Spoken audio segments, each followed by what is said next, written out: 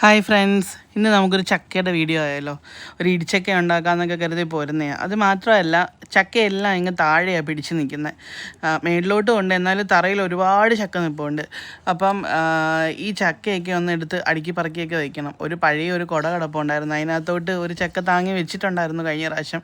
തറയിൽ മുട്ടിക്കൂടാന്നൊക്കെ പണ്ടുള്ളവർ പറയാറുണ്ടല്ലോ. അപ്പോൾ അതിനുവേണ്ടി അതൊക്കെ ഒന്ന് പറക്കി വയ്ക്കാം, പിന്നെ ഒരു ചക്കയൊക്കെ മുറിച്ചുകൊണ്ട് പോകാമെന്നുള്ള കരുതലിലാണ് ഇങ്ങോട്ട് വന്നത്.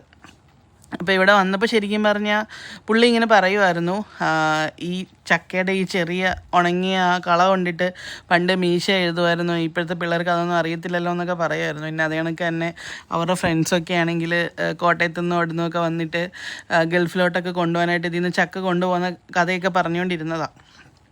പിന്നെ അതിനിടയ്ക്കാണ് ഈ ആട്ടുകല്ലെല്ലാം ഒന്ന് മറിച്ചിടാൻ നോക്കിയത്. പക്ഷെ അത് നടന്നൊന്നുമില്ല. പഴയ വീട്ടിലെയാണ് അത്. രണ്ടും നമ്മൾ എപ്പോഴെങ്കിലും എടുത്തുകൊണ്ട് പോകാം എന്നുള്ള രീതിയിൽ അവിടെ സൂക്ഷിച്ച് വെച്ചതാണ്.